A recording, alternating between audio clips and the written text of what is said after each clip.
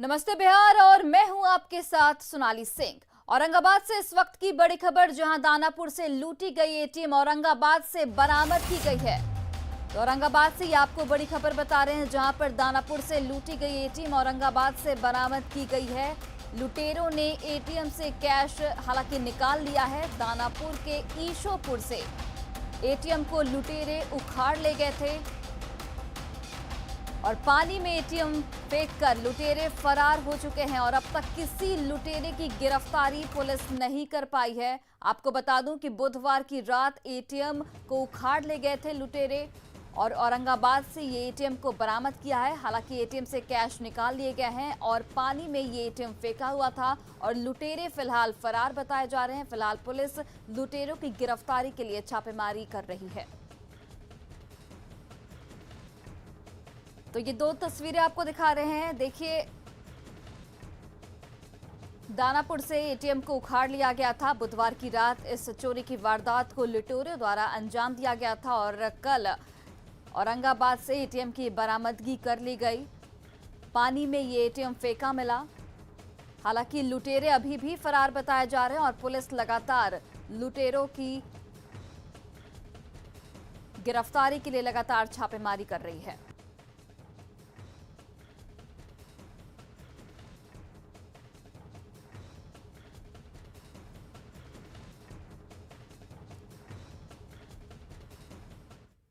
राष्ट्रपति के बिहार दौरे का तीसरा दिन महावीर मंदिर और पटना साहिब गुरुद्वारा जाएंगे। राष्ट्रपति के आगमन को लेकर सुरक्षा व्यवस्था चौकस कर दी गई है और आज ही दिल्ली लौट जाएंगे राष्ट्रपति। तो राष्ट्रपति रामनाथ कोविंद के बिहार दौरे का आज तीसरा दिन है और आज महावीर मंदिर और पटना साहिब गुरुद्वारा का दौरा करेंगे राष्ट्रपति रामनाथ कोविंद। आपको बता दें कि इस राष्ट्रपति के आगमन को लेकर सुरक्षा के पुख्ता इंतजाम कर दिए गए हैं और आज ही दिल्ली लौटेंगे राष्ट्रपति। आज राष्ट्रपति रामनाथ कोविंद के बिहार दौरे का तीसरा दिन और आज पटना साहिब गुरुद्वारा और महावीर मंदिर के दौरे पर राष्ट्रपति रामनाथ कोविंद।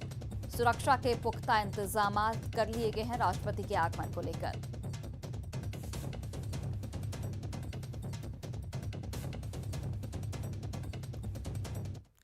कोरोना के 100 करोड़ डोज का आंकड़ा पूरा करने के बाद देश भर के ऐतिहासिक स्थलों को रोशनी से नहा दिया गया। सभी ऐतिहासिक स्थल तिरंगे की रोशनी से जगमग दिखे। हम आपको दिखा रहे हैं विश्व विरासत नालंदा खंडहर और सासाराम के शेरशाह मकबरा की तस्वीरें। भारत में 16 जनवरी 2021 से वैक्सीनेशन अभियान की शुरुआत हुई थी और 9 महीने के अंदर 100 करोड़ टीका दिया जा चुका है और इसी मौके पर ऐतिहासिक स्थलों को रोशन किया गया है।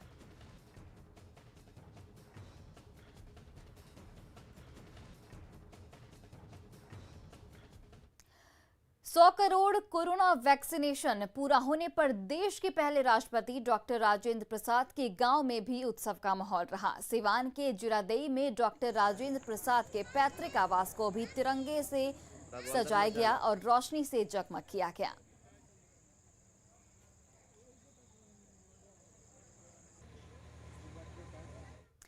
विधानसभा भवन शताब्दी समारोह कार्यक्रम में सीएम नीतीश कुमार ने बड़ा ऐलान किया है। उन्होंने कहा है कि पटना के बुद्ध स्मृति पार्क में विपश्यना केंद्र बनाया गया है। विपश्यना केंद्र में शामिल होने वाले इच्छुक अधिकारियों और कर्मचारियों को सरकार की ओर से 15 दिनों की छुट्टी दी जाएगी।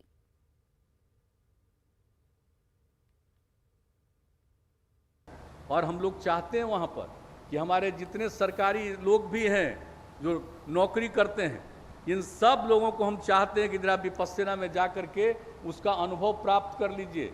और जो भी सरकारी कर्मचारी और अधिकारी जाएंगे वहां पर, उनको 15 दिन का छुट्टी हम लोग देंगे। 10 दिन का विपश्यना केंद्र में ये सब चीज उनको करना है। वही देखिए, कांग्रेस महासचिव तारिक अनवर ने एक बड़ा दावा किया है। उन्होंने कहा है कि बिहार की सरकार कभी भी गिर सकती है। उन्होंने आरजेडी पर भी गठबंधन धर्म का पालन नहीं करने का आरोप लगाया। तारिक अनवर ने दरभंगा के कुशेश्वर स्थान में चुनाव प्रचार के दौरान ये सारी बातें कही। जो सरकार चल रही है, आप देख ही रहे हैं कि उसमें किस तरह के लोग शामिल हैं। वो 2-4 लोग इधर उधर हुए तो कभी भी सरकार गिर सकती है। अच्छा सर, एक सवाल है सर, कि कुछ ऐसा की जैसे ये कहा कि खेला हो जाएगा? कुछ भी हो सकता है, बिहार में कुछ भी संभव है। मॉनसून खत्म होने के बाद भी अक्टूबर के महीने में बिहार के कई जिलों में बारिश ने लोगों की मुश्किलें बढ़ा दी हैं। कहीं नदी के कटाव से लोग डरे हुए हैं तो कहीं बारिश से बर्बाद फसलों को लेकर किसानों के चेहरे पर चिंता की लकीरें खिंच गई हैं। भर भराकर गिरते इस मंदिर को देखिए, देखिए कैसे ये मंदिर देखते ही देखते महानंदा नदी में समा गया। ये वीडियो जून जुलाई की याद दिला रहा है, जब बिहार का एक बड़ा इलाका बाढ़ से प्रभावित था। लेकिन अक्टूबर के महीने में नेपाल में हो रही बारिश ने किशनगंज के ठाकुरगंज प्रखंड के रूपादोह में फिर से वैसी ही स्थिति पैदा कर दी है। नदियों के तेज कटाव से घर नदी में समा रहे हैं, लोग दहशत में हैं। अररिया में बकरा और नूना नदी में उफान से सिकटी के कठवा और सालगुड़ी गांव में बाढ़ ने दस्तक दे दी है। गांव की सड़कों पर नूना नदी की तेज धार बह रही है और लोगों के घरों में पानी है। बकरा नदी से पलासी और जोकीहाट के ग्रामीण इलाके भी प्रभावित हैं। लोगों के घरों में तो पानी है ही, खेतों में खड़ी फसल भी बर्बाद हो चुकी है। नरपतगंज प्रखंड में कोई ऐसा खेत नहीं बचा है जहां फसल बारिश और बाढ़ से डूबकर बर्बाद ना हुआ हो। नेपाल के तराई इलाकों में 2 दिनों से जारी बारिश की वजह से सुपौल में कोसी का जलस्तर एक बार फिर बढ़ने लगा था। लेकिन राहत की बात है कि बुधवार गुरुवार की दरमियान रात से कोसी का जलस्तर धीरे धीरे घटने लगा है। पूर्णिया में बारिश ने किसानों की कमर तोड़ दी है। खेतों में धान की फसलें डूब गई है और सब्जियों की खेती बर्बाद हो गई है। किसानों ने कर्ज लेकर खेती किया था, लेकिन फसल बर्बाद हो गई। अब किसान परेशान हैं कि कर्ज कहां से चुकाएंगे। यही हाल नवादा का भी है। लगातार हो रही बारिश से किसानों के चेहरे पर उदासी छा गई है। धान और सब्जियों की फसल बारिश से सबसे ज्यादा प्रभावित हुई है। ना तो किसी ने ये सोचा होगा कि अक्टूबर के महीने में नदियां उफान पर होंगी और ना ही किसानों ने कभी सोचा होगा कि बेमौसम बरसात होगी और उनकी फसल बारिश की भेंट चढ़ जाएगी। Bureau report, news 18। वहीं देखिए, समस्तीपुर में पिछले कुछ दिनों से झमाझम बारिश हो रही है, जिससे खेतों में पानी जम गया है। तेज हवा के कारण बाली लगे धान के पौधे खेतों में गिर गए और हवा के साथ हुई बारिश का पानी खेतों में लगा गया है, जिससे फसल बर्बाद हो चुकी है। धान की बालियां पानी में भीगी होने की वजह से दाने अंकुरित होने लगे हैं, जिससे किसानों को भारी नुकसान पहुंचा है। खेतों का जायजा लिया संवाददाता मुकेश कुमार ने। लगातार हो रही बारिश के कारण धान की फसल को काफ़ी नुकसान पहुंचा है और रबी की फसल जिसकी बुआई होने वाली है उसके लिए भी यह बारिश खतरनाक है। आप तस्वीर देख सकते हैं, ये धान की फसल जो आंधी और बारिश के कारण गिरकर बर्बाद लगभग हो गए हैं, उसे किसी तरह अपने खेत से ये किसान निकाल रहे हैं। फसल का एकदम बर्बादी हो गया है। पूरा एकड़ करीब कई एकड़ में पानी एकदम भर जगह पानी लगा हुआ है। थोड़ा बहुत उल्टा ज़मीन में है, वो काट करके निकाल रहे हैं। सब अंकुरित हो गया है। यही चाहते हैं जो कुछ हम लोगों को मदद करें और पानी निकासी का कुछ अगर व्यवस्था हो जाए तो और कुछ लोग कुछ कर सकते हैं। जो पानी का जल भराव हो गया है खेतों में, उसे अगले 4 महीने तक खेत पानी से खाली नहीं हो सकेंगे, जिसके कारण किसानों को अब रबी की फसल की बुआई के लिए मुश्किलों का सामना करना पड़ रहा। जो धान की फसल लगाए थे वो भी पूरी तरह बर्बाद हो चुकी है। Mukesh Kumar, news 18 network, Samastipur. वहीं मुंगेर में बारिश ने धान की फसल को पूरी तरीके से बर्बाद कर दिया है। तेज हवा और बारिश की वजह से धान की फसल को जबरदस्त नुकसान पहुंचा है। बारिश की मार झेल रहे किसान बेहद उदास हैं। देखिए संवाददाता अरुण शर्मा की रिपोर्ट। पिछले 2 दिनों से बेमौसम बरसात ने किसानों की कमर ही तोड़ दी है। आप देख सकते हैं कि कल तक जो धान का फसल लहलाता था, आज वो बिल्कुल सूख चुका है। अब इसमें दाने नहीं होंगे। ये 2 जो पानी है, बेमौसम पानी ने इनको ख़राब कर दिया गया, जिससे अब किसानों को काफ़ी नुकसान का सामना करना पड़ सकता था। हालांकि जो पहले जो पानी हुआ था उसमें धान की फसल बहुत ही अच्छी हुई थी और खेतों में काफ़ी अच्छे धान के फसल आए हुए थे, उनमें दाने काफ़ी अच्छे आए हुए थे। लेकिन अब जो है 2 दिन से जो पानी हुआ, बेमौसम का जो पानी हुआ, उसमें जो भी धान के फसल है वो सभी जो है लगभग कई बीघे की हम बात करते हैं कि उनमें जो धान की फसल है उनमें अब दाने नहीं आएंगे। जो किसान हैं उनका कहना था कि अब जो धान की फसल सूख गए हैं अब उसका कोई उपाय नहीं है, वो उठ नहीं सकेंगे और तथा उनको अब नुकसान का सामना करना पड़े। साथ में है हम उन्हीं से जानेंगे कि पानी में क्या हुआ, क्या हुआ पानी में। धान गिर गए, पानी बारिश बहुत तेज पड़ा है, इसलिए धान में घाटा लग जाएगा। बीघे के बीघे गिर गया। क्यों बारिश के पड़ने के बाद ऐसा गिर गया। धान की फसल तो इस बार काफ़ी अच्छी थी। हाँ, धान की फसल तो अच्छी था, लेकिन बारिश पड़ा इसलिए गिर गए। तब किसानों के क्या फायदा के मतलब नुकसान हो जाएगा? तो नुकसान हो गया, किसान को नुकसान हो गया। आपने सुना कि अब जो है किसानों को फसल उनका गिर जाने से अब किसानों को ये नुकसान हो जाएगा। अरुण शर्मा, न्यूज़ 18 मुंगेर। और खबर सासाराम अनुमंडल क्षेत्र के कोचस से है, जहां पर कोचस नगर पंचायत के कर्मचारी और दूसरे लोग को सड़क पर बने गड्ढे में जमे हुए पानी में मछली पकड़ते हुए देखा जा सकता है। ये तस्वीरें हैरान करने वाली हैं। जिस नगर परिषद पर शहर की सड़क की साफ सफाई की जिम्मेदारी है, उसके कर्मचारी को सड़क पर मछली पकड़ते हुए देखा जा रहा है। आप तस्वीरों में साफ तौर पर देख सकते हैं कि किस तरह सड़क पर नगर पंचायत का एक सफाई कर्मी और उसके साथ दूसरे लोग सड़क पर मछलियां पकड़ रहे हैं। ये तस्वीर कोचस नगर पंचायत की दुर्दशा को दिखाती है। सासाराम से बक्सर जाने वाली स्टेट हाईवे के कोचस बाजार के पास की ये तस्वीरें हैं, जहां गाड़ियां घुटने भर पानी में उतरकर आती जाती हैं।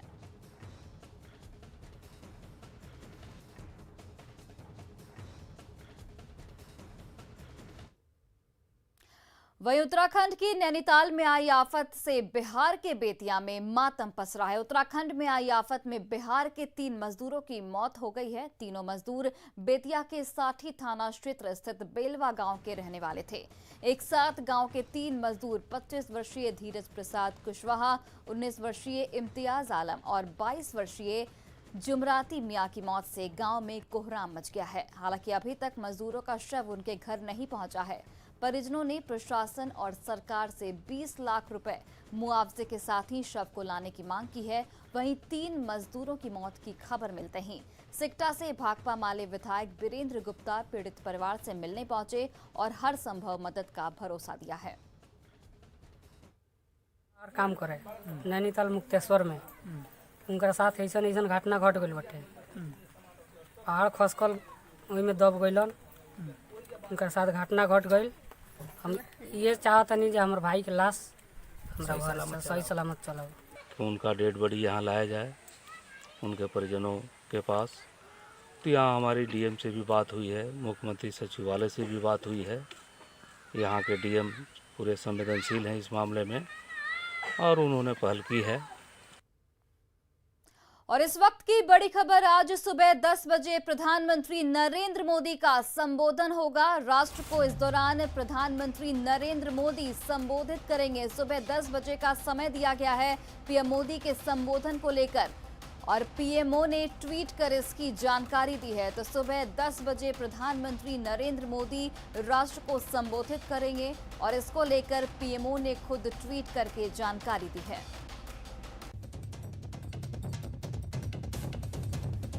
तो राष्ट्र को संबोधित करेंगे प्रधानमंत्री नरेंद्र मोदी। सुबह 10 बजे का वक्त दिया गया है। पीएमओ ने ट्वीट करके इस बात की जानकारी दी है। तो क्या कुछ मुद्दे होंगे प्रधानमंत्री के संबोधन में, ये देखने वाली बात होगी। सुबह 10 बजे का वक्त प्रधानमंत्री नरेंद्र मोदी के संबोधन को लेकर।